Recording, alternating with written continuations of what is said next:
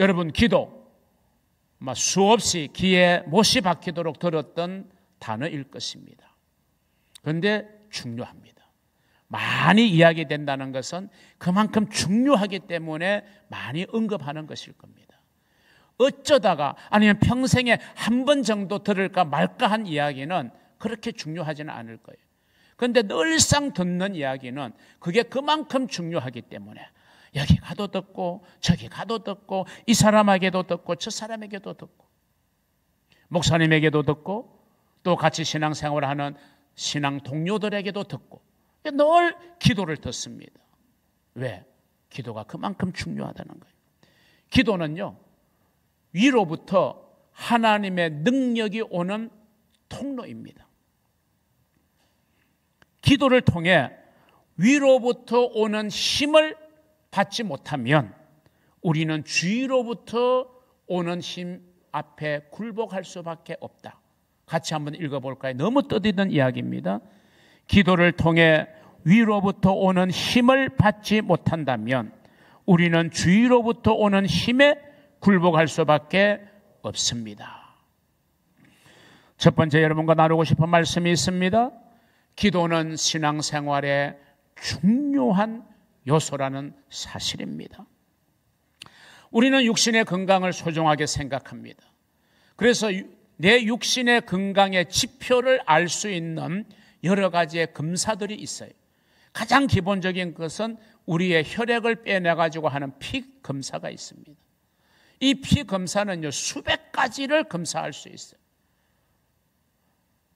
내가 다니는 어떤 과에 거기에서 요구하는 검사가 수십 가지가 되고 모든 진료과에 그 필요로 하는 검사 항목을 다 합치면 피 하나로 검사할 수 있는 검사가 수백 가지는 되는 겁니다. 그래서 혈액 검사뿐만이 아니라 또 다른 많은 기구들이 있잖아요. 심지어는 내 몸에 암세포가 있는지 없는지도 내가 기계 안에 들어갔다가 쭉 나오면 사진이 찍혀서 어떤 암세포로 염려되는 그 부분에는 빨간 표시가 되어져서 정밀 진단을 해서 조기에 암을 발견하게 하는 상당히 이제 비싼 검사죠.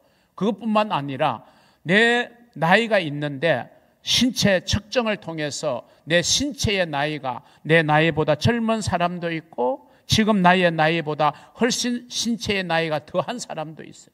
그건 결국 이제 육체의 건강의 지표가 상당히 안 좋다는 이야기거든요. 이처럼 우리의 육신의 건강의 지표도 분명하게 존재하는 것처럼 여러분 마음도 마찬가지예요. 마음이 다 똑같지 않잖아요. 어떤 사람은 건강한 마음이 있고 어떤 사람은 병든 마음이 있어요. 여러분, 우리의 영혼은 어떨까요? 여러분, 건강한 영혼이 있어요? 병든 영혼이 있습니다. 여러분, 교회라고 다 똑같은 거 아니죠?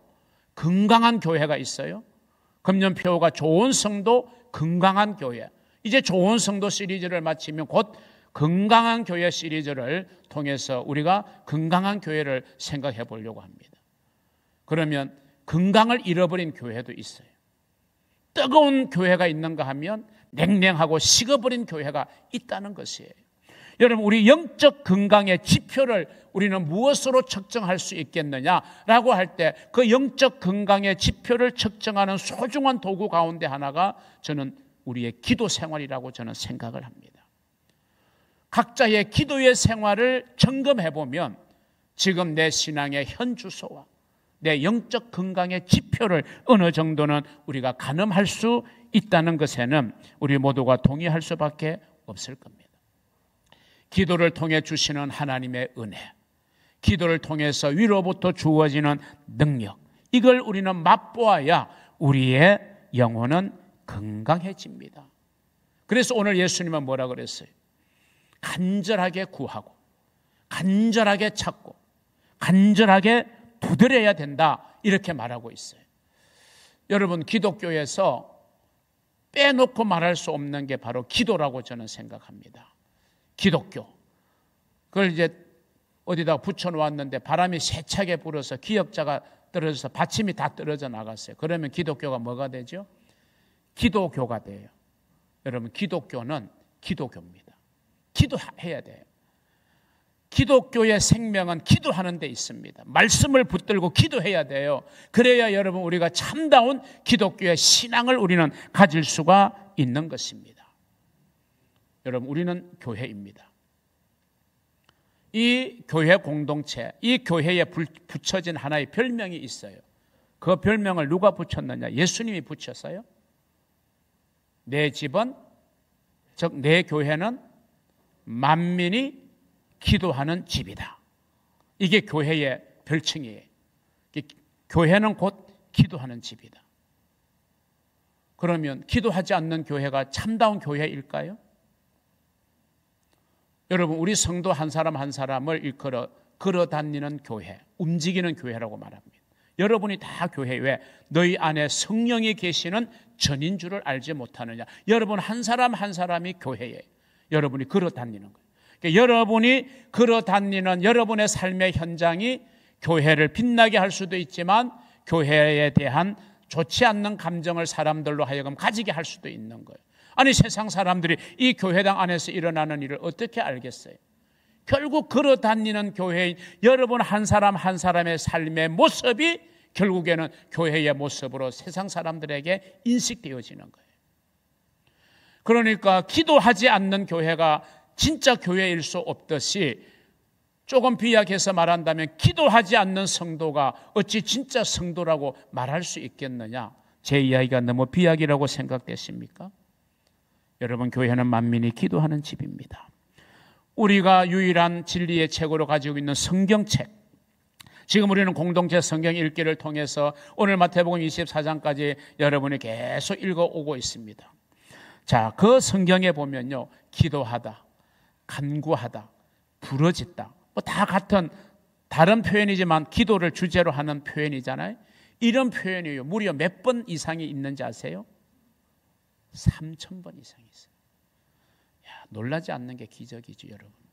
여러분 성경을 읽으셨지만 이 기도라고 하는 것으로 이해될 수 있는 단어들이 3,000번 이상이 있었다? 여러분 인식해 보셨어요? 3,000번 이상이 있다는 거예요. 성경이 끝으로 강조하고 있는 거예요. 왜?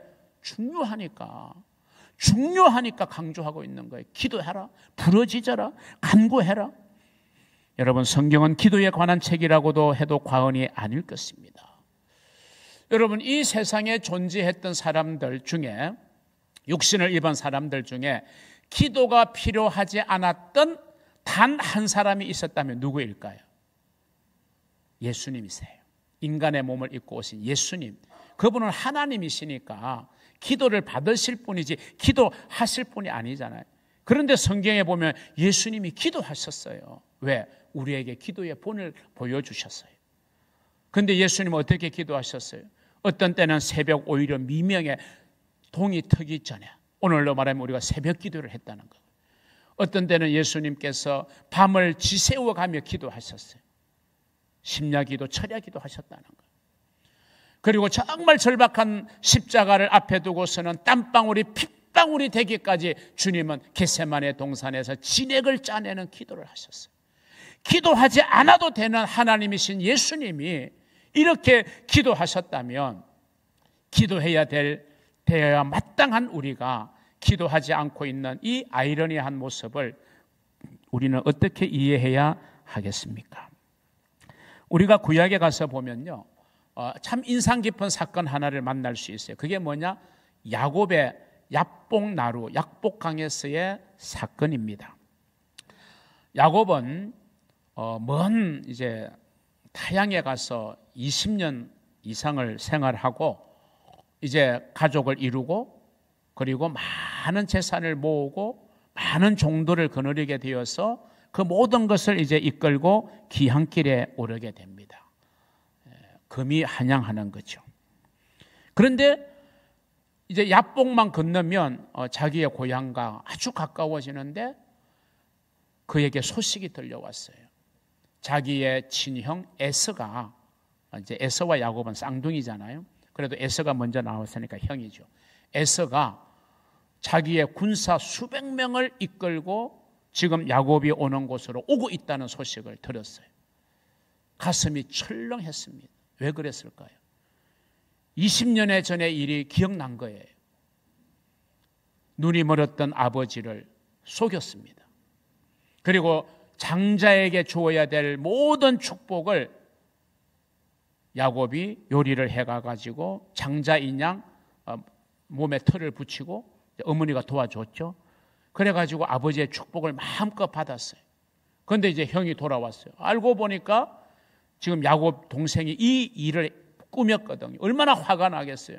그러니까 어머니가 직감을 하고 야곱을 외삼촌이 있는 밧단 아람으로 피신을 시킵니다. 거기에서 이제 무려 20년의 시간을 보내는 거예요. 시간이 20년 흘렀으니까 좀 잊을만 한데도 여전히 야곱을 맞으러 형 에서가 군사를 데리고 온다는 말에 야곱은 가슴이 철렁 내려앉을 수밖에 없었어요. 그리고는 이제 사람들을 두 팀으로 나누어요. 앞에 가는 팀은 주로 종들, 그리고 뒤에 가는 팀은 자기를 비롯한 자기의 사랑하는 가족들. 그 말은 무슨 말이에요? 먼저 종들을 보내다가 여전히 제 물 앞에 형의 마음이 돌이키지 않고 공격을 해오면 너희들이 총알바지야. 그리고 우리는 뒤에 있다가 도망칠 거야.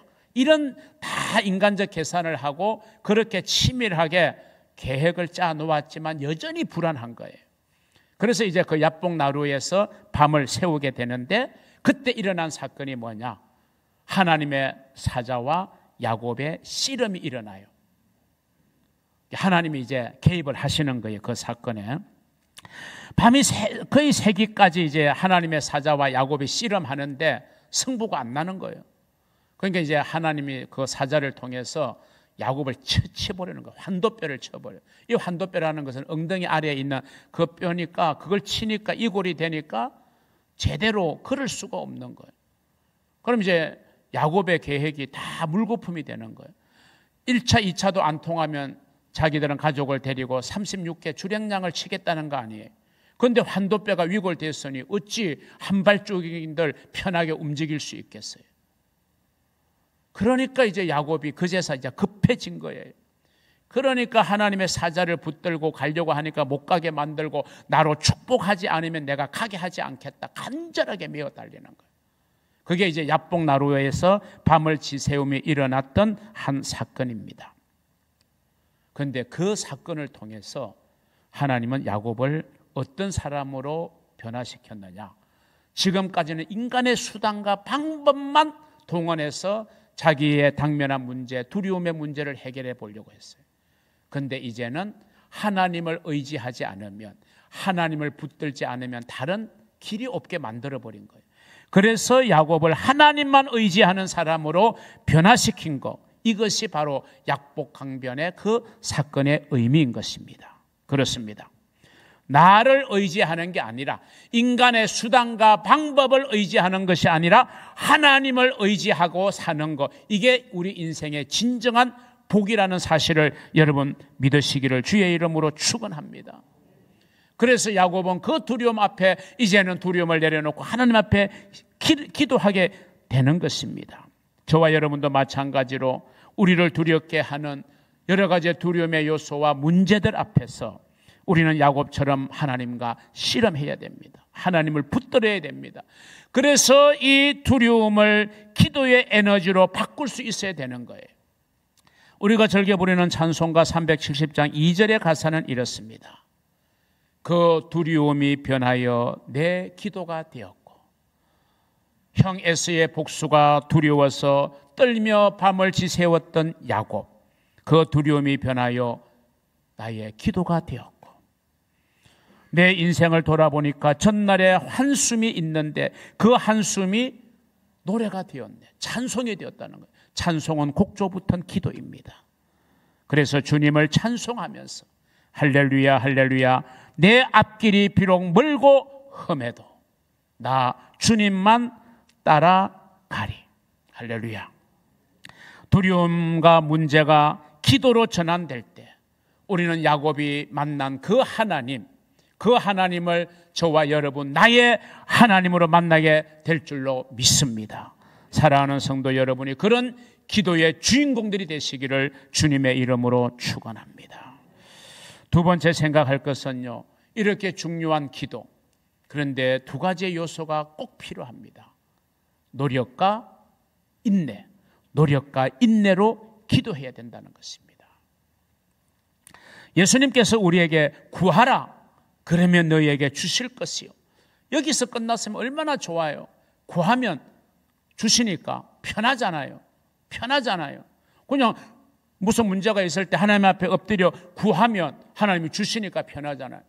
그런데 이 본문은 거기서 끝나는 게 아니잖아요. 그 다음 말씀이 뭐예요? 찾아라.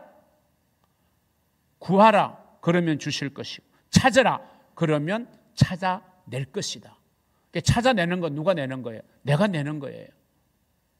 물론 그거 찾아낼 수 있도록 하나님이 역사하시지만 결국에는 찾는 노력은 누가 하는 거예요? 내가 하는 거예요. 그러니까 구하는 데서만 머물면 안 되는 거예요. 우리가 많은 경우에 기도는 내가 구하는 것에서 끝나요. 그 다음 단계가 노력이 있어야 돼요. 찾는 단계가 있어야 돼요. 그래야 찾아내게 되는 거예요. 노력하지 않고 무언가를 얻으려는 심보를 흔히 세상에서는 도둑놈 심보라고 그래요. 그러면 하나님은 우리를 도둑놈으로 만드시는 분이 아니잖아요. 내가 노력하지 않았는데도 하나님이 응답 주시면 내가 도둑놈이 되는 거잖아요. 그러니까 우리는 기도하고 나서는 기도한 대로 내가 실천하고 찾는 노력이 반드시 필요한 거예요. 그래서 기도에는 노력이 필요해요. 기도한 것만큼 더 노력해야 돼요. 기도한 것만큼 더 수고해야 돼요. 내가 하나님의 놀라운 축복을 받기를 원합니까? 그렇게 기도하는 것만큼 열심히 노력해야 되는 거예요. 내 사업이 하나님의 원대한 축복을 받는 사업장이 되기를 원하고, 그래서 선교의 터전이 되기를 원합니까? 그렇게 비전을 가지고 기도하십니까? 그러면 그렇게 되도록 여러분이 더 발벗고 나서서 하루 24시간이 불족할 정도로 노력하면 하나님이 건강도 책임져 주시고 하나님이 도움의 손길을 통해서 여러분이 그런 비전을 이루어 가도록 역사하는 분이 하나님이세요. 노력하지 않고 기도만 하고 가만히 있다고 하나님이 여러분 도움의 손길을 주고 역사하신다면요, 그런 하나님이 아니세요. 하나님은. 두 번째로 기도에는 인내가 필요해. 인내. 기도할 때 가장 어려운 게 뭐냐? 기도가 응답될 때까지 기다리지 못하는 거예요. 인내하지 못하고 쉽게 우리는 포기해버리는 거예요. 우리는 하나님의 때를 생각하면서 기다려야 돼요. 자, 오늘 보세요. 구하라. 그 다음에 찾아라. 세 번째가 문을 두드리라. 문을 두드리면 문을 내가 여는 거예요. 너희에게 열릴 것이니.